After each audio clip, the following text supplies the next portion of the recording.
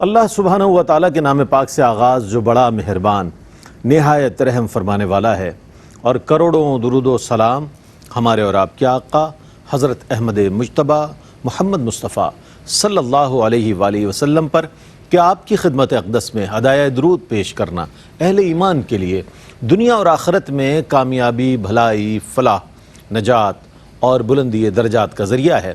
اللہم صلی علی سیدنا و مولانا محمد وعلی آل سیدنا و مولانا محمد وبارک وسلم۔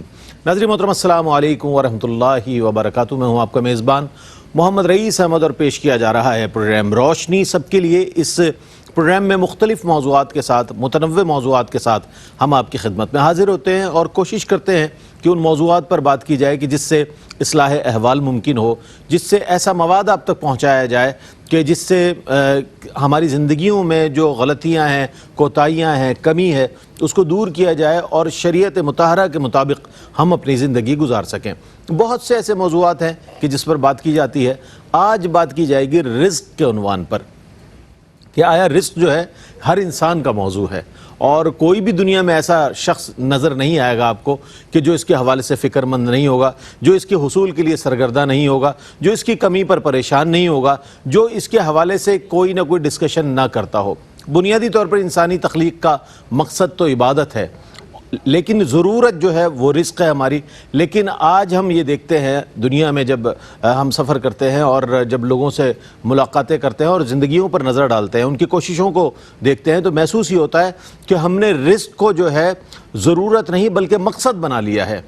رزق کو مقصد بنا کر ہم نے یہ سمجھ لیا کہ اپنی ساری تگ و دو، اپنی زندگی کی تمام توانائیاں اسی لیے خرچ کرنی ہے کہ ہمیں رزق کا حصول ہمارے لیے ضروری ہے، جبکہ رزق ضرورت ہے ہر انسان کی اس کے مطابق۔ تو اس حوالے سے ہم بات کریں گے، آیا قرآن کریم میں جو حصول رزق کے اسباب ہیں وہ کیا ہیں، اور پھر اس کے حوالے سے مزید انشاءاللہ ضمن سوالات کو شامل کریں گے۔ ممتاز و معروف عالم دین علامہ مفتی سہیل رضا امجدی صاحب تشریف فرما ہے۔ السلام علیکم ورحمۃ اللہ وبرکاتہ۔ اور میرے بائیں جانب ممتاز و معروف ریلیجس اسکالر پروفیسر ڈاکٹر محمد احمد قادری صاحب تشریف فرما ہے۔ السلام علیکم وعلیکم السلام ورحمۃ اللہ تعالیٰ۔ اچھا، چونکہ ابتدائیہ میں نے یہ پیش کیا تو اس میں پہلا ہی سوال یہ بن جاتا ہے کہ آیا حصول رزق کے حوالے سے قرآن کریم کی روشنی میں ہمیں کیا کیا چیزیں ملتی ہیں؟ میں چاہتا ہوں اس پر کچھ کلام فرمائیے۔ بسم اللہ الرحمن الرحیم۔ اللہم صلی علی سیدنا و مولانا محمد وعلی آلہ و اصحابہ وبارک وسلم۔ بڑا ہی امپورٹنٹ موضوع ہے، ٹاپک ہے، اور بڑا ہی بہترین کوسچن ہے۔ دیکھیں، عام طور پر کھانے پینے کی چیزوں پر رزق کا اطلاق کیا جاتا ہے۔ قرآن کریم نے بھی بیان فرمایا کہ کلوا واشربوا من رزق اللہ، کہ کھاؤ پیو جو اللہ نے تمہیں رزق عطا فرمایا۔ ولا تعثوا فی الارض مفسدین، زمین پر فساد نہ پھیلاؤ، فساد نہ برپا کرو۔ لیکن حقیقی معنی رزق کا کیا ہے؟ حقیقی معنی یہ ہے کہ جو کچھ اللہ رب العالمین نے ہمیں عطا فرمایا اس پر رزق کا اطلاق ہوتا ہے، چاہے وہ کھانے پینے کی چیزیں ہوں، چاہے اولاد ہو، مال ہو، یہاں تک کہ آپ کا علم بھی آپ کو عطا کردہ رزق اللہ کی جانب سے۔ بہت وسیع تر معنی اس کا یہ ہے۔ اور جتنے بھی وسائل ہیں، مظاہر فطرت ہیں، چونکہ ہمارے تمام کے تمام جو مصلحتیں ہیں، معاملات ہیں یا ہمارے امور ہیں، وہ انہی سے متعلق ہے، تو یہ بھی تمام کے تمام رزق کے زمرے میں آتے ہیں۔ بالکل، یہ تو ہوئی رزق کی تعریف۔ اب جو اللہ تبارک و تعالیٰ نے اسباب رزق ہمیں عطا فرمائے، تو یاد رہے کہ اللہ رب العالمین نے جہاں پر اسباب رزق بیان فرمائے نا، تو بڑی عجیب و غریب چیزیں بیان فرمائیں۔ دیکھیں، ایک چیز ظاہری اسباب رزق بھی ہیں، باطنی اسباب رزق بھی ہیں۔ بالکل، ظاہری اسباب رزق یعنی زمین پر، یعنی زمین کے اوپر اور زمین کے اندر اللہ رب العالمین نے جو ساری چیزیں پھیلائی ہوئی ہیں، جو کھیتی باڑی کی صورت میں ہم لیتے ہیں یا زمین کے اندر معدنیات کی صورت میں ہم لیتے ہیں، یہ تمام کے تمام رزق ہے جو اللہ رب العالمین نے ظاہری طور پر رزق کے اسباب جو متعین فرمائے۔ خود فرمایا کہ وما من دابۃ فی الارض الا علی اللہ رزقها، زمین پر چلنے والا کوئی ایسا نہیں کہ جس کا رزق اللہ کے ذمہ کرم پر نہ ہو۔ ہر ایک کا رزق اللہ تعالیٰ کے ذمہ کرم پر ہے۔ اور دوسرا جو سبب ہے وہ باطنی اسباب ہیں، یعنی اندرونی اسباب، جیسے مثال کے طور پر وَلَوْ أَنَّهُمْ آمَنُوا وَاتَّقَوْا لَفَتَحْنَا عَلَيْهِمْ بَرَكَاتٍ مِّنَ السَّمَاءِ وَالْأَرْضِ، اگر وہ ایمان لے آتے اور اللہ تعالیٰ سے ڈرتے، تقوی پرہیزگاری حاصل کرتے، تو پھر ہم آسمان سے ان پر رحمتوں کی بارشیں فرماتے۔ یہ ہے باطنی کہ ایمان لانا، تقوی پرہیزگاری اختیار کرنا، تو پھر اللہ تبارک و تعالیٰ اس باطنی سبب کی وجہ سے بھی آسمانوں سے اور زمینوں سے رزق کے دروازے واہ فرماتا ہے۔ پھر اسی طریقے سے فرمایا کہ لَأَكَلُوا مِن فَوْقِهِمْ وَمِن تَحْتِ أَرْجُلِهِمْ، اگر وہ ایمان لاتے اور نیکیاں کرتے تو ہم ان کے اوپر سے بھی اور ان کے پاؤں کے نیچے سے بھی انہیں رزق عطا فرماتے۔ سبحان اللہ، لیکن وہ ایمان نہ لائے، نہ لائے، تقوی پرہیزگاری اختیار نہ کی، تو باطنی اسباب میں دو چیزیں ہمیں ملتی ہیں، اور چیزیں بھی ہیں، دو چیزیں ہمیں ملتی ہیں، تقوی اور توکل۔ اگر یہ باطنی طور پر اختیار کر لیں تو پھر رزق ہی رزق ہے، اس میں کوئی کمی نہیں ہوتی۔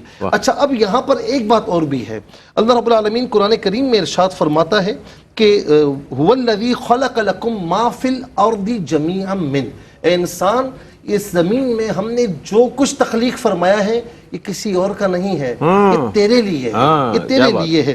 دوسرے مقام پر ارشاد فرمایا وَلَقَدْ مَكَّنَّاكُمْ فِي الْأَرْضِ وَجَعَلْنَا لَكُمْ فِيهَا مَعَائِشَ، ہم نے تجھے زمین میں ٹھہراؤ عطا فرمایا اور ہم نے ہی تجھے اسباب رزق عطا فرمائے، معیشت عطا فرمائی۔ اور تیسرے مقام پر فرمایا کہ وَسَخَّرَ لَكُمْ مَا فِي السَّمَاوَاتِ وَمَا فِي الْأَرْضِ جَمِيعًا مِّنْ، یہ جو کچھ زمین و آسمان میں ہے نا اے انسان، یہ ساری چیزیں ہم نے تیرے لیے مسخر فرمائی ہیں، تو رزق تلاش کر۔ تو اللہ تبارک و تعالیٰ نے ہر انسان کو اپنی پیدا کردہ اسباب معیشت میں یا اسباب رزق میں ہر ایک کو مساویانہ حق عطا فرمایا کہ ہر ایک اپنے اپنے اعتبار سے رزق کے اسباب کو اختیار کرے، چاہے وہ ظاہری طور پر ہوں چاہے وہ باطنی طور پر ہوں، تو انشاءاللہ اللہ تبارک و تعالیٰ اسے رزق وافر مقدار میں عطا فرمائے گا اور انشاءاللہ کمی نہیں ہونے دے گا۔ بہت ماشاءاللہ۔ اچھا، رزق کے موضوع پر چونکہ اسباب ہم نے قرآن سے جاننے کی کوشش کی، تو مفتی صاحب نے بڑے جامع اور معنی انداز میں ماشاءاللہ اس پر گفتگو فرمائی اور اتنی شرح و بسط کے ساتھ گفتگو فرمائی، ایک بہترین بنیاد فراہم کر دی ہمارے اس موضوع کے حوالے سے کہ آیا قرآن کریم کیا فرما رہا ہے، اور رزق جو موضوع ہے اس رزق کو ہم نے عام طور پر جو چیزیں لذت کام و دہان کے لیے استعمال ہوتی ہیں ہم سمجھتے ہیں صرف رزق وہ ہے کہ جو کھانے پینے کی اشیاء ہے، بلکہ رزق جو ہے ایک بہت وسیع تر معنوں میں استعمال ہونے والا لفظ ہے جو کہ رزق کہلاتا ہے۔ اچھا، رزق کے حوالے سے رازق اللہ تعالیٰ کی ذات ہے۔ ڈاکٹر صاحب، اس بات پر یقین رکھنا جو ہے وہ حصول رزق میں کس قدر مؤثر ثابت ہوتا ہے، میں چاہوں گا اس پر کچھ کلام فرمائیں۔ اعوذ باللہ من الشیطان الرجیم، بسم اللہ الرحمن الرحیم، مولاي صلی وسلم دائما ابدا علی حبیبک خیر الخلق کلہم، یا رب بالمصطفیٰ بلغ مقاصدنا واغفر لنا ما مضى یا واسع الکرم۔ بعد حمد و صلاۃ کے قبلہ برادر محترم حضرت علامہ مفتی سہیل رضا محمد سہیل رضا امجدی، ہمارے پیارے بھائی، بہت ہی خوبصورت پیرائے میں ان روحانی بنیادی جو مبادیات ہیں ان کی طرف بھی اشارہ کیا، اور ظاہر کے اندر جو زندہ رہنے کے لیے اسباب ہیں اس جانب بھی، اور آپ نے بھی اپنے ابتدائیے میں جو بات کہی ان کو یکجا کیجئے تو یہ سب کچھ ملتا کہاں سے ہے؟ یہ اللہ کے ذات سے ملتا ہے۔ بے شک بے شک بے شک۔ اور کیا انسان کا مقصد یا تخلیق انسانیت صرف یہی ہے کہ انسان پیدا ہوا اور بڑا اور نمو کے عمل سے گزرنے کے بعد اولادیں چھوڑ کر چلا گیا، بس یہ رزق کا عمل مکمل ہو گیا؟ ہرگز نہیں۔ یا جو احسان رب کا ہے وہ کن معنوں میں ہے کہ رسالت رزق کا ذریعہ ہے، اور انسانیت رزق کے حصول کے ذرائع میں وہ بنیادی عنصر ہے جس کو آپ انگریزی میں کہتے ہیں کہ یہ ریسیونگ اینڈ پر ہے۔ دینے والا اللہ، بانٹنے والا مصطفیٰ، لینے والا انسان، تو مقصدیت سب کی کیا ہے؟ عبودیت، وما خلقت الجن والانس الا لیعبدون۔ اور ان سب کو یکجا کر لیجئے تو زندگی آمد برائے بندگی، زندگی بے بندگی شرمندگی۔ اب یہ بندگی ہے کیا جو قبلہ مفتی صاحب فرما رہے تھے، آپ فرما رہے تھے، یہ بندگی ہے کیا؟ اگر اپنی زندگی کو، اپنی سانسوں کے آنے جانے کو اللہ کے لیے وقف کر دیں اور چھوٹے سے بچوں کو ایک تصوراتی آنکھوں سے آپ چلے جائیں تو دیکھیں کہ جو ایڑیوں کے بل اچھل رہے ہیں اور حضور کی بارگاہ میں اپنے آپ کو پیش کر کے کہہ رہے ہیں ہماری جانوں کو لے لیجئے اللہ کے لیے۔ ہم جام شہادت نوش کرنا چاہتے ہیں، ہم جہاد کی طرف جانا چاہتے ہیں، ہم اللہ کی راہ میں اپنے آپ کو پیش کر رہے ہیں، تو پتہ یہ چلا کہ یہ باطنی رزق، یہ احساس، یہ اللہ کی وہ نعمت ہے جو اللہ نے ان بچوں کو عطا کر دی۔ تو وہاں پر زندگی کا مقصد صرف یہ نہیں ہوتا کہ میں بڑی بڑی گاڑیاں بنا لوں اور بینک بیلنس بنا لوں اور اللہ سے چھپاؤں نعوذ باللہ من ذالک، یہاں تک کہ میں زکوٰۃ بھی نہ دوں اور صدقہ و خیرات کروں تو محض دکھانے کے لیے کہ میری تصویریں دنیا بھر میں شائع ہوں۔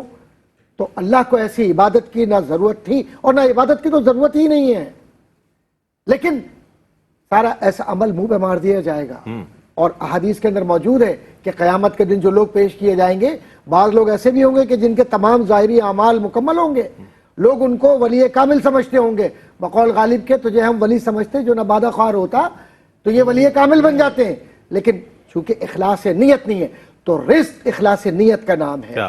اور یہ جو انفاق فی سبیل اللہ ہے تو یہ مثال کہ کیا چھوڑ آئے ہو گھر پر، اللہ اس کے رسول کی محبت چھوڑ آیا ہوں، تو یہ لوگ بھی ہیں۔ یہ فیضان نظر تھا یا کہ مکتب کی کرامت تھی، تو یہ مکتب کی کرامت نظر آتی ہے۔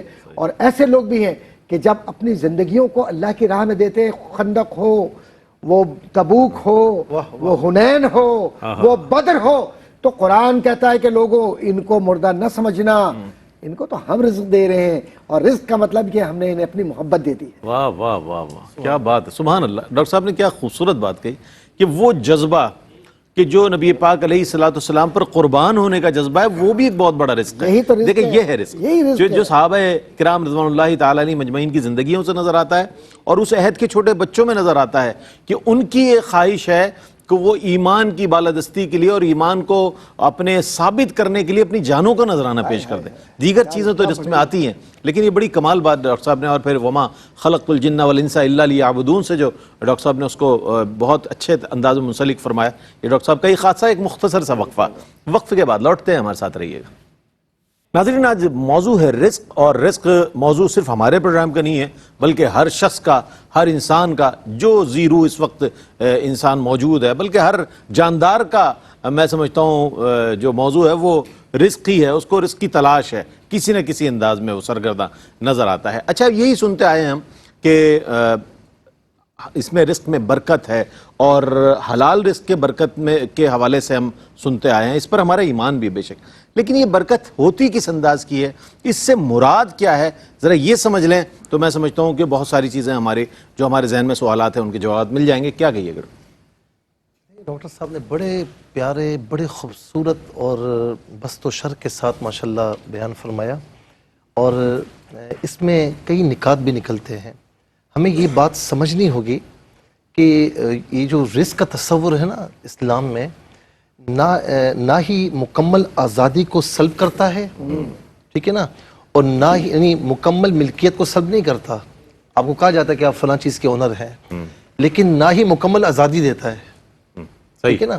یعنی ایک بلڈنگ ہے، آپ اس کے اونر کہلاتے ہیں، لیکن حقیقی مالک اس کا اللہ رب العالمین۔ بے شک بے شک۔ اسی لیے صاحب نصاب ہونے پر آپ سے کہا گیا کہ کئی لا یکون دولتم بین الاغنیاء منکم، اسلام یہ چاہتا ہے کہ یہ دولت ایک جگہ جمع نہ رہے بلکہ غریبوں کو ان کا حق پہنچے، سرکولیشن باقی رہے۔ ورنہ تو آپ دیکھیں نا کیپٹلزم یا سوشلزم، کمیونزم، یہ سارے کے سارے نظام زمین بوس کیوں ہوئے؟ یہ انسان کے بنائے ہوئے تھے، لیکن اللہ تبارک و تعالیٰ کا جو یعنی یوں سمجھ لیجئے کہ رزق کا نظام ہے، یہ کبھی زمین بوس ہونے کا نہیں۔ کیوں کہ یہ خالق حقیقی کا بنایا ہوا ہے، یہ کبھی ختم نہیں ہو سکتا۔ اچھا، قرآن کریم نے اس پر کئی اشارے فرمائے۔ کل من بیدہ ملکوت کل شیء وہو یجیر ولا یجار علیہ ان کنتم تعلمون۔ یہ سورہ مومنون کی آیت نمبر 88 اور 89 ہے۔ آپ فرما دیجئے کہ ہر چیز کی بادشاہت کس کے دست اقدس میں ہے؟ اللہ رب العالمین، بے شک۔ اور یہ وہ ہے کہ وہ پناہ دیتا ہے، اور اس کی پناہ کوئی توڑ نہیں سکتا، اسے کوئی پناہ نہیں دے سکتا اگر تم اسے جان لو۔ اور پھر دوسرے مقام پر سورہ واقعہ میں آ جائیں، آیت نمبر 63 سے لے کر 72 تک آپ دیکھیں کس طرح ایک لطیف پیرائے میں اللہ رب العالمین نے بیان فرمایا۔ وہ زمین کے اوپر، زمین کے نیچے آپ دیکھیں، افرأیتم ما تحرثون اانتم تزرعونہ ام نحن الزارعون۔ فرمایا کہ تم کھیتی باڑی کرتے ہو نا، یہ کھیتیاں تم دیکھتے ہو، تو یہ کھیتیاں تم اگاتے ہو یا ہم اگاتے ہیں؟ کیا بات اشارہ فرما دیا نا کیا بات کہ اگاتے ہم ہیں، کیا کوشش تم کرتے ہو ہائے ہائے، لیکن اگاتے ہم ہیں۔ اچھا یعنی ایک چھوٹے سے بیج میں کہاں سے اتنی قوت آ گئی کہ وہ زمین کو پھاڑ کے باہر نکل زمین آتا کا ہے۔ سینہ چیر کر باہر آ جائے۔ آگے فرمایا ایک بہت ہی کمزور کونپل جو ہے کوئی کر کے بتا دے مجھے۔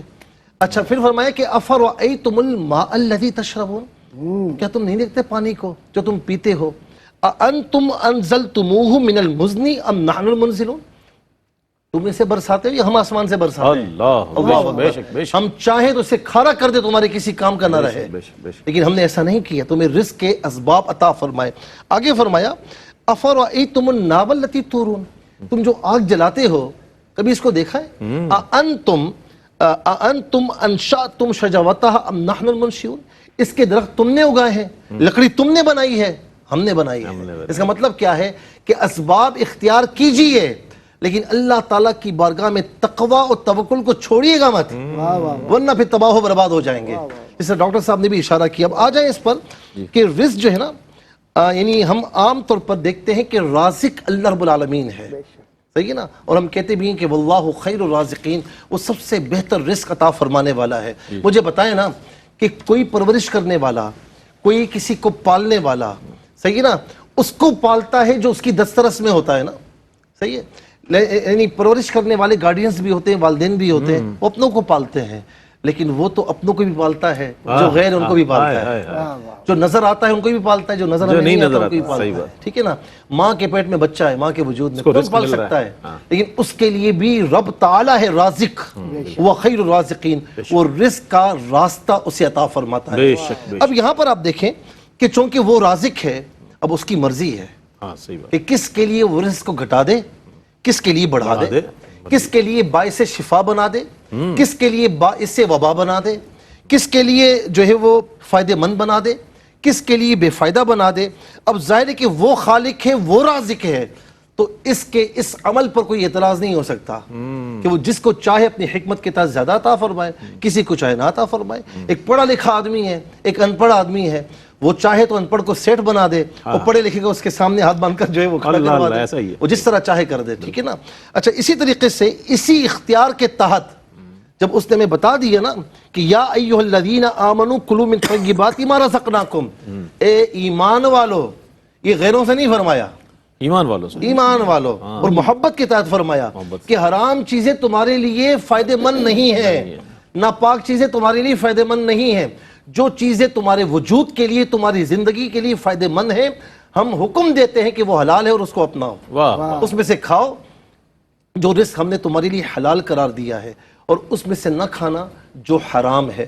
تو یاد رکھیں کہ وہی خالق ہے، وہی رازق ہے، تو اس نے حرام میں بے برکتی فرمائی ہے، اور حلال تھوڑا سا کیوں نہ ہو لیکن اس حلال میں اتنی برکت ہوتی ہے۔ میں ایک مثال دے کر بات ختم کر رہا ہوں کہ حضور نبی کریم علیہ السلام کے پاس بعض اوقات 2 روٹیاں ہیں، تھوڑا سا شوربہ ہے، لیکن قافلے کے قافلے اس میں سے پی لیتے ہیں، کھا لیتے ہیں، ٹھیک ہے نا، تھوڑا سا دودھ ہے، تھوڑا سا دودھ ہے، 70 صحابہ اسے پی جاتے ہیں، معجزہ تو ہے، لیکن یہاں پر آپ یہ دیکھیں کہ حدیث پاک بھی ہے نا کہ ایک بندے کا کھانا 2 کو کفایت کر جاتا ہے، 2 کا 3 کو یا 4 کو کفایت کر جاتا ہے۔ کیا مطلب ہوا؟ برکت۔ کیا مطلب ہوا کہ اگر آپ اکیلے کھا رہے ہیں نا، کوئی بھوکا اگر آپ کے پاس آ جائے، دل چھوٹا مت کرنا، اسے بٹھا لینا، بٹھانا تیرا کام ہے، اس میں برکتیں ڈالنا یہ اللہ رب العالمین کا کام ہے۔ سبحان اللہ سبحان اللہ۔ تمام تر کوششیں جو انسان کر سکتا ہے حتی المقدور کوشش کرے، لیکن مفتی صاحب نے ایک بڑی کمال بات اس میں کہی ہے جو آپ کے لیے بھی اور ہمارے لیے بھی، ہم سب کے لیے رہنما بات ہے، تقوی اور توکل۔ یہ 2 چیزیں جو ہے نا انسان کے ساتھ ساتھ رہیں، تو تقوی پرہیزگاری، اور توکل یعنی اللہ پر مکمل بھروسہ کہ دینے والی ذات ہو۔ یہ نہیں سمجھے آپ کہ میں نے کیا ہے تو میری کوشش سے یہ میں نے کر لیا، ایسے آپ نے کچھ نہیں کیا، کرنے والی ذات وہ ہے، آپ نے صرف کوشش کی ہے، اس کی کامیابی ساری اللہ کی جانب سے ہے، من جانب اللہ ہے کہ جو آپ کو کامیابی ملی۔ بہت اچھی بات ارشاد فرمائی، اس چیز کو ہمیں پیش نظر رکھنا چاہیے۔ ہم یہ سمجھتے ہیں کہ جو کچھ ہمارے پاس مال و اسباب ہے، رزق کے دیگر ذرائع ہیں، وہ سب ہماری کوششوں کے تحت ہیں۔ وہ تو قارون نے کہا تھا، ہاں وہ تو قارون۔ تو اہل ایمان کو جو کہا گیا ہے وہ اہل ایمان کو بڑی محبت کے ساتھ مفتی صاحب نے فرمایا۔ اچھا یہ میں پوچھنا چاہوں گا ڈاکٹر صاحب، کیا رزق کی کمی یا زیادتی انسان کے مقصد حیات پر اثر انداز ہو سکتی ہے؟ اس پر میں چاہتا ہوں کچھ فرمائیے گا. میں چاہتا ہوں آپ کے الفاظ اگر وہ بھی ایک عزیز تقوی توکل وہ بات ہی وہ کی جو صوفی کہتا ہے، غزالی بھی کہتا ہے اسی کو. اچھا مسئلہ یہ ہے نا کہ یہ جتنے لوگ ہیں سب کہنے والے لوگ، انہوں نے زندگیوں میں برتا بھی ہے، صرف کہا نہیں ہے کہ بھائی توکل کر لو، توکل کیا. عالم بھی ہے اور عامل بھی ہیں. بہت بنیادی بات ہے. قبلہ مفتی صاحب اور آپ جو اشارہ کر رہے ہیں نا، اصل میں بات کیا ہے، ہمارے یہاں یہ ہوتا ہے بڑی بڑی بلڈنگیں کھڑی ہو گئی پھر بھی سکون نہیں آتا. بھائی سکون تو اس وقت آئے گا حدیث کے باوجود جس کا مفہوم ہے کہ قبر کے اندر مٹی پیٹ بھرے گی تو سکون آئے گا. وہ بھی سکون کیا آئے گا؟ اللہ کی راہ میں خرچ کریں گے تو سکون آئے گا، ورنہ مٹی کھائے گی، کیڑے کھائیں گے، کام ختم. اور بقیہ جو پیسے بچ گئے وہ شرابی زانی جتنے بھی ہیں باہر کے وہ اس کو استعمال کریں گے، ورنہ اللہ کی راہ میں کرو. تو زندگی کے اندر فیصلہ خود کرنا ہے کہ اپنا مال جو تم نے محنت سے کمایا وہ بعد کے لیے ان چیزوں کے لیے چھوڑنا ہے جو مخرب اخلاقیات ہیں، یا ان کے لیے چھوڑنا ہے جو مسجدوں سے آوازیں آئیں، مدرسوں سے قرآن پڑھنے کی آواز آئے اور بعد میں لوگ کھڑے ہو کر فاتحہ پڑھیں. کیونکہ وجہ اس کی ہے کہ مال کو آپ جب خرچ کرتے ہیں تو آپ کون ہیں؟ جب آپ پیدا ہوئے تو آپ کو پتا تھا کہ آپ کوئی ارب پتی کھرب پتی بنیں گے؟ بڑے بڑے امیروں کے گھروں میں بڑے قلاش بچے پیدا ہوتے ہیں اور بڑے بڑے قلاش کے گھر میں بڑے بڑے امیر پیدا ہوتے ہیں. وہ جس طرح چاہتا ہے دن سے رات کو، رات سے دن کو، مردہ سے زندہ کو، زندہ سے مردہ کو پیدا کرتا ہے. قرآن کہہ رہا ہے تمہارا اختیار کلی کچھ بھی نہیں ہے، تمہارا اختیار ہی کچھ نہیں ہے جناب. تم جس پر اکڑتے ہو، تم زمین پر جو تم چلتے ہو، مشاؤ کا لفظ استعمال کیا ہے، وہ تمہاری اکڑ، تمہاری چال، تمہارا انداز فرعونیت کا کہاں تمہیں لے کر جا رہا ہے. رکو، سوچو، دیکھو اور کردار مصطفیٰ کو اپنے ذہن میں رکھ کر بات کرو. بنی ہاشم کا وہ یتیم بچہ جس کے یتیم بچے کو قبلہ علامہ صاحب، میں جب اس واقعے کو پڑھتا ہوں طبیعت میری عجیب ہو جاتی ہے کہ اس یتیم بچے کو لینے کے لیے کوئی تیار نہیں ہو رہی ہے، نعوذ باللہ من ذالک. اور لیکن جب حلیمہ سعدیہ کہتی ہے کہ میں نے اپنے شوہر سے کہا کہ یتیم ہے یہ بچہ، کہا لے لے اس کو، یہ آخری ہے ورنہ لوگ تانے دیں گے. اس یتیم بچے کو کیا سینے سے لگایا، کائنات کی سرپرست بن گئی، ماں بن گئی وہ حلیمہ، اور ان کی کایا پلٹ گئی. وہ اونٹنی جو چل نہیں پا رہی تھی وہ چلنا شروع ہو گئی. برکت مصطفیٰ، معجزات مصطفیٰ تو اپنی جگہ پر، لیکن حضور کا کرم دیکھیے کہ وہ جو گھر کے اندر شات جس کو آپ بکری کہتے ہیں وہ دودھ دے رہی ہے، وہ اونٹنی دودھ دے رہی ہے، سایہ چل رہا ہے آسمانوں پر اور نعمتیں بانٹتا جس سمت وہ ذیشان گیا. اعلیٰ حضرت فاضل بریلوی، ایک بات عرض کرتا چلوں ذرا سا یہ غلط فہمی دور کر لیجیے، یہ اپنے وقت کا وہ عالم ہے، مجدد میات حاضرہ ہے کہ جس شخص نے علم حیت کو، علم کلام کو، علم فقہ کو، علم فلسفے کو اور متداولات کو پڑھا نہیں ہے، برت کر یہ بتلا دیا کہ اس کے اندر یہ راز ہے، یہ مصطفیٰ کی غلامی کا نتیجہ ہے کہ جس پر ساری دنیا مصطفیٰ جان رحمت پہ لاکھوں سلام. آج ہر جگہ آپ لکھتے ہیں جان رحمت ہوتی کیا ہے، جان نکال دو تو رحمت ختم. یہ تو ترکیب ہی نہیں اعلیٰ حضرت استعمال کی، اس سے پہلے یہ شاعری میں ترکیب نظر نہیں آتی کہ جان رحمت میں جان نکال دو تو رحمت ختم اور رحمت نکال دو تو جان ختم، تو لازم و ملزوم ہوئے. تو اس کے بیچ میں جو یہ آپ کو جو سانس مل رہی ہے یہ رحمت مصطفیٰ ہے، اور اس سانس میں جو عشق مل رہا ہے یہ رحمت مصطفیٰ ہے. اب اس کو برتنا کیسے ہے؟ آپ اجتماعیت کی بات قبلہ علامہ صاحب آپ فرما رہے تھے، communism, Marxism, liberalism, trade unionism اور نہ جانے کون کون سے ازم جس کو نظام زندگی کہتے ہیں، یہ جا کر ایک جگہ پر رک جاتے ہیں. داس کیپیٹاس جو ورلڈ کے اندر انسائکلوپیڈیا آف اکانومی کہلاتا ہے، وہ کہتا ہے کہ دولت کی تقسیم ایک جگہ پر جا کر رک جاتی ہے کیونکہ ہم ہر فرد تک نہیں پہنچتے، کارل مارکس کہتا ہے. لیکن جملہ میں مکمل کر لوں اور اس کے بعد آپ کے یہاں بڑے بڑے آگسٹ کومٹے جو سوشل سائنسز میں بہت بڑا نام ہے عمرانیات کا، وہ کہتا ہے کہ ہم لاکھ انصاف لوگوں میں مہیا کریں لیکن پھر بھی ہم سماجی انصاف اور مساوات قائم نہیں کر سکتے.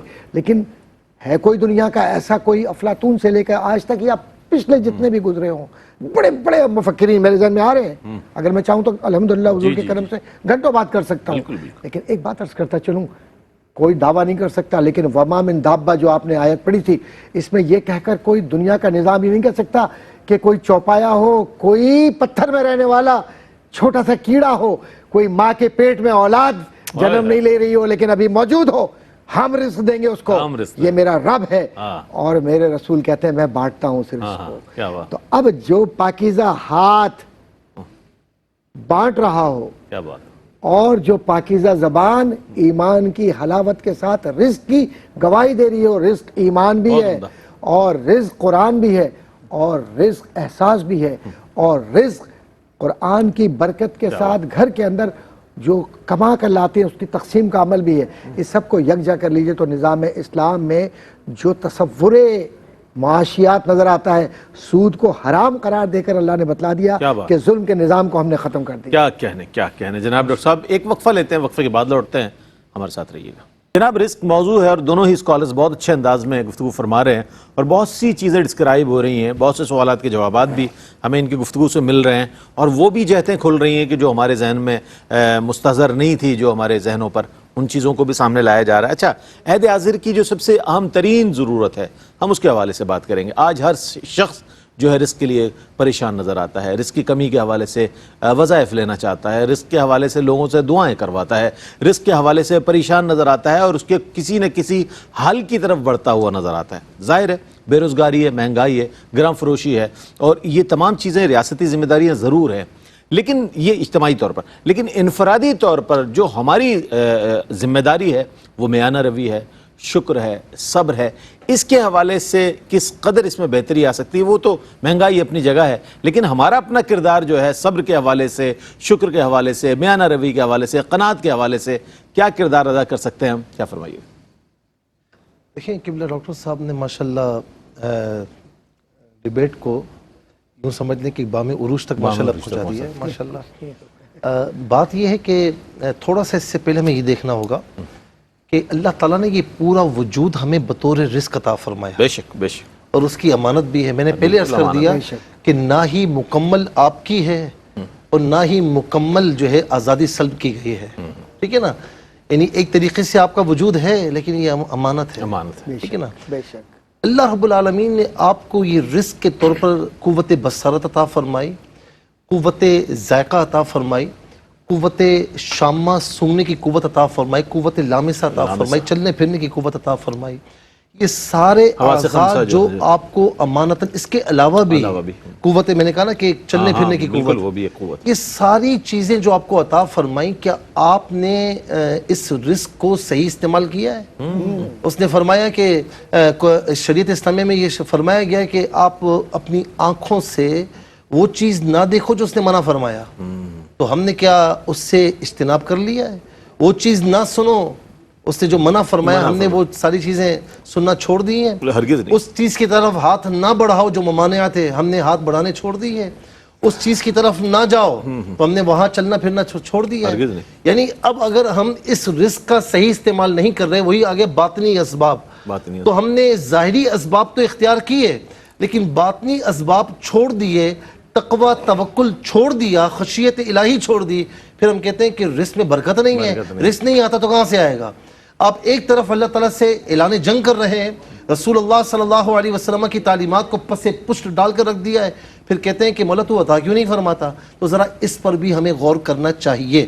دوسری چیز یہ ہے کہ آپ نے جو بات فرمائی، یہ بات بالکل درست ہے کہ ریاست کی ذمہ داری ہوتی ہے کہ وہ، یعنی اصل ذمہ داری ریاست کی ہے، مہنگائی بے روزگاری کو کنٹرول کرے، ملک میں رہنے والوں کے لیے ہر چیز کو یعنی مہیا کرنا ان کے لیے آسان ہو، یعنی مشکل نہ ہو. آپ دیکھیں نا فاروق اعظم رضی اللہ تعالیٰ عنہ، ہم کیوں دعا کرتے ہیں کہ مولا ہمیں فاروق اعظم رضی اللہ تعالیٰ عنہ کی اتباع کرنے والا ہمیں حکمران نصیب فرما. کیوں؟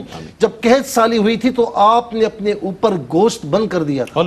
کوئی بھی ایسی چیز فرمایا میں نہیں کھاؤں گا، کہ میری قوم اگر مشکل میں ہے تو میں ان کے ساتھ شانہ بشانہ کھڑا ہوں، کہ انہیں یہ معلوم ہو کہ ان کا حکمران بھی کچھ کھا پی نہیں رہا. ٹھیک ہے نا. اسی طریقے سے راتوں کو اٹھ کر بھیس بدل کر جو ہے وہ مدینہ منورہ کی گلیوں میں گشت کرنا، سروے کرنا، اور کسی کی اگر کوئی مشکل ہو تو اس کو آسان کرنا. اور بعض اوقات ایسا بھی ہوا کہ کوئی عام بندہ ہے، اس کی بیوی ہے اور بچے کی ولادت کا وقت ہے، تو اپنی بیوی سے کہا جنت کمانے کا وقت آ گیا ہے.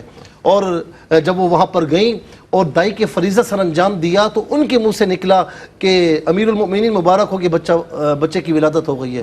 تو اس بندے کو معلوم ہوا، جو عام بندہ تھا، کوئی دیہاتی تھا، اس کو معلوم ہوا کہ میرے بچے کی، میری بیوی کے دائی کے فریضہ کسی اور نے سر انجام نہیں دیا. وقت کے امیر المؤمنین، جسے ہم کیا کہتے ہیں کہ فرسٹ وومن، یعنی خاتون اول نے جو ہے وہ سر انجام دیا ہے. تو جب حکمران ایسے ہوں تو پھر اللہ رب العالمین بارش نازل فرماتا ہے. لیکن جب حکمران اپنی ذمہ داری پوری نہیں کرتے تو یاد رکھیں کہ ان کی پکڑ ہوگی. کلکم راعن وکلکم مسئول عن رعیتہ. میں ایک مختصر واقعہ سناؤں کہ ایک بادشاہ کہیں اپنے قافلے سے بچھڑ گیا اور کہیں جنگل میں گم ہو گیا. اب سخت بھوک اور سخت پیاس. ایک اس سے باغ نظر آیا, اس کے وہاں اندر گیا, اس باغ کے مالک سے کہا, وہ جانتا نہیں تھا ان کو, کہا کہ مجھے کچھ دو کھانے کے لیے پینے کے لیے. اس نے اپنا انار دیا باغ کا, بڑا شیریں بڑا میٹھا اور ایسا زبردست انار کہ اس نے کھایا تو اس کی پیاس بھی مٹ گئی, اس کی بھوک بھی مٹ گئی. لیکن دن میں آیا کہ اب اس کے باغ کو ہتھیانا ہے. اچھا جی, نیت چینج ہو گئی نا. دیکھیں حکمران کی نیت غلط ہو جائے تو اس کا اثر پورے ملک پر پڑتا ہے, ٹھیک ہے نا. اس سے دوبارہ مانگا, دوبارہ وہی انار تھا, اسی باغ کا انار تھا لیکن انتہائی کڑوا. اس نے کہا کہ بادشاہ نے کہا کہ یہ کون سے باغ سے لائے ہو, یہ تو کڑوا ہے. تو کہا کہ باغ بھی وہی ہے, انار بھی وہی ہے, لگتا ہے کہ ہمارے بادشاہ کی نیت خراب ہو گئی. تو ریاست کو اپنی ذمہ داری پوری کرنی چاہیے, ورنہ مسئول ہوں گے, سوال کیا جائے گا اور پھنسیں گے. اچھا, اسی طریقے سے جو ہے اگر بالفرض ریاست اپنا کردار ادا نہیں کرتی, لاپرواہی کرتی ہے یا اپنی ذمہ داری یا ریسپانسبلٹیز پوری نہیں کر رہی, تو وہ مسئول ہوگی. لیکن انفرادی طور پر ہمیں چاہیے کہ ہم اپنی اکنامک اسٹریٹجی اس طرح اپنائیں کہ مثال کے طور پر اگر آپ کے پاس تنگی نہیں ہے, اللہ رب العالمین نے کھلا مال دیا ہے, تو ٹھیک ہے آپ اس اندازے سے خرچ کریں. لیکن جہاں پر کوئی ایسا وقت آ جائے, تنگی کا وقت آ جائے, تو قناعت سے کام لیں. بلکہ اچھا وقت ہو تو تب بھی قناعت سے کام لیں, کہ امام غزالی رحمۃ اللہ تعالی علیہ فرماتے ہیں کہ جو قناعت کرنا جانتا ہے وہ کبھی بھوکا پیاسا نہیں رہ سکتا. ٹھیک ہے نا.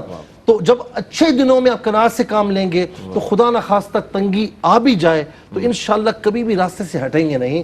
تو میں سمجھتا ہوں کہ قناعت, تقوی, توکل, قناعت اگر یہ ہمیں نصیب ہو جائیں تو میں سمجھتا ہوں کہ ہم میں سے کوئی بھی بھوکا نہیں سوئے گا. بہت عمدہ پیغام, بہت اچھا پیغام آج کے ہر اس پریشان انسان کے لیے کہ جو رزق کے لیے سرگردہ ہیں, رزق کے لیے کوشاں ہے, رزق کے حصول کے لیے کوششیں کر رہا ہے, اس کو پوری کامیابی نہیں مل رہی, اور نہ ملنے پر نہ اس کے پاس شکر ہے, نہ صبر ہے, نہ قناعت ہے, اور یہ تمام چیزیں نہ ہونے کے سبب جو چیز ہے اس میں برکت بھی نہیں رہ گئی. اگر کچھ آپ کے پاس یہ تمام چیزیں ہوں گی, یہ ٹولز ہوں گے, تو جتنا اللہ نے آپ کو عطا فرمایا اس میں برکت بھی اتنی ہوگی کہ آپ کے لیے وہ کفایت کر جائے گا انشاءاللہ. تو یہ بہت اچھا پیغام ہے جو مفتی صاحب نے دیا. میں چاہوں گا ڈاکٹر صاحب کیا پیغام دیجیے گا آج کے موضوع کے حوالے سے, چونکہ یہ موضوع جو ہے ہر دور کا موضوع ہے, ہر انسان کا موضوع ہے, رزق کے حوالے سے, اس کے حوالے سے آج آپ بہت عمدہ گفتگو ہوئی, کیا فرمائیے گا؟ میں یہ عرض کروں گا کہ جیسے برادر محترم علامہ امجدی صاحب نے بھی اور آپ نے بھی اور ظاہر علماء کرام بھی اس پر گفتگو کرتے ہیں, صرف ایک بات میں عرض کروں کہ رزق کو اپنا نہ سمجھو, رزق امانت ہے دوسروں کی. دوسرا, اپنے جو خاندان کے غریب, یتیم, مسکین بچے ہیں, بچیاں ہیں, خاندان کے لوگ ہیں, ذوی القربى والیتامى والمساکین وابن السبیل, تو یہ جو ترتیب منزلت ہے اور رشتوں کی پہچان قرآن نے کروا دی ہے, اس کو اپنے ذہن میں رکھ کر ان کے دروازوں تک خود پہنچو. یہ انتظار مت کرو کہ وہ تم سے رابطہ کریں, کیونکہ تم سے اگر رابطہ کر لیا تو کل سوال ہو سکتا ہے کہ تمہارے پاس آیا. اور پھر یہ رزق جو ہے نا بھائی رئیس صاحب, یہ رزق ایک آزمائش ہے. بالکل, جیسے اولاد آزمائش ہے, رزق آپ کیوں بچاتے ہیں؟ اولاد کے لیے. تو آپ کی اولاد نے آپ کو آزمائش میں ڈال دیا, تو آپ اس آزمائش میں کیسے پورا اتریں گے کہ اللہ کیسے خوش ہوتا ہے؟ بقول مولانا روم رحمۃ اللہ تعالیٰ علیہ کے, جب رزق ملے اور اسے تقسیم کر دو اور چہرے پر تمہارے بشاشت کے آثار ہو تو سمجھنا کہ تمہاری یہ عبادت قبول ہو گئی. واہ واہ واہ, کیا اور بخیل کبھی نہ خوشبو جنت کی سونگھ سکتا ہے اور نہ بخیل کو کبھی سکون مل سکتا ہے. تو پھر بخل کیوں؟ رب نے تمہیں پیدا کیا سخاوت کے ساتھ, اور ماں نے تمہیں سخاوت کے ساتھ پیٹ میں رکھا, گود میں رکھا, اور دین اسلام تجھے سخاوت کی تعلیم دیتا ہے بقول علامہ تستری رحمۃ اللہ تعالیٰ علیہ کے. پھر تو اس میں بخل شامل کر کے رب کے رزق کے اندر غلاظت کی آمیزش کرتا ہے, تو بخل کی آمیزش سے نکل اور فقر کی اس منزل پر پہنچ کہ تیری زبان پر ہمیشہ صرف اور صرف شکر ہو. بہت, اور جب شکر ہوگا تو لَأَزِيدَنَّكُمْ کا مصداق بن جائے گا کہ تجھے رب اور دے گا. تو جتنا رزق تقسیم کرے گا اور کیا فاضل بریلوی رحمۃ اللہ تعالی علیہ نے فرمایا تھا، کون دیتا ہے، دینے کو منہ چاہیے، دینے والا ہے سچا، کیا بات ہے ڈاکٹر صاحب، ہمارا نبی، کیا کہنا ہے، اور اس گلی کا گدھا ہوں میں جس میں مانگتے تاجدار پھرتے ہیں، تو بھیکاری اس دروازے کے بن جائے، رزق میں کمی نہیں آئے گی۔ توکل تو کیجئے، یقین تو رکھیے، صرف زبان سے یقین نہیں، عمل سے یقین ثابت کیجئے، تو پھر یاد رکھیے گا کہ دروازے پر وہ لوگ آئیں گے دعائیں دینے آپ کی، کہ آپ کو دروازے جا کر پیسے خرچ کر کے تعویذ کی یا دعاؤں کی ضرورت نہیں ہوگی، آپ کی زبان میں خود اتنی برکت ہوگی کہ جس کے لیے آپ دعا کر دیں گے تو رزق واسع اللہ اس کو بھی عطا کرتے ہیں۔ ایک جملہ کہوں جی گا جی میں، فرمائیے۔ رزق کے معاملات میں اسلاف فرماتے ہیں کہ پرندوں کی طرح ہو جاؤ۔ واہ، کسی پرندے کو دیکھا کہ 2 دن کا کھانا جمع کر کے رکھے؟ نہ نہ، کہا وہ اڑتا ہے، رزق کے بغیر نہیں آتا، نہیں آتا، اور کل کی فکر نہیں کرتا۔ نہیں کرتا۔ اور یاد رکھنا کہ اسباب اختیار کریں لیکن توکل اللہ پر کریں، سبحان اللہ۔ رزق آپ کو ڈھونڈتے ہوئے آئے گا۔ کیا کہنا ہے، سبحان اللہ۔ میں دونوں اپنے مہمانان گرامی کا شکریہ ادا کروں گا آپ کی تشریف آوری پر، آپ نے بہت عمدہ کلام فرمایا، آج رزق موضوع رہا، اور جس نے میانہ روی اختیار کی وہ تنگ دست نہیں ہو سکتا، یہ نبی کریم علیہ السلام کی حدیث مبارکہ ہے۔ تو اس سے ہمیں یہ چیز دیکھنی چاہیے، جو ہے جتنا ہے اس پر صبر بھی کریں، شکر بھی کریں، قناعت بھی کریں، تقوی بھی آپ کے پیش نظر رہے، اور توکل بھی، کوششیں بھی جاری رکھیں، اور یہ یاد رکھیں کہ آپ کو پیدا کیا گیا ہے عبادت کے لیے، اور رزق کا وعدہ اللہ رب العزت نے اپنے ذمہ کرم پر لیا ہوا ہے۔ ہم یہ سمجھتے ہیں کہ رزق کا ذمہ ہمارا ہے، جبکہ رزق کا ذمہ اللہ رب کریم نے اپنے ذمہ کرم پر رکھا ہے اور ہمیں عبادت کے لیے پیدا کیا ہے۔ یہ چیز پیش نظر رہے گی تو بہت ساری مشکلیں آپ کی آسان ہو جائیں گی۔ اس کے ساتھ ہی اپنے میزبان محمد رئیس احمد کو اجازت دیجیے، اللہ حافظ۔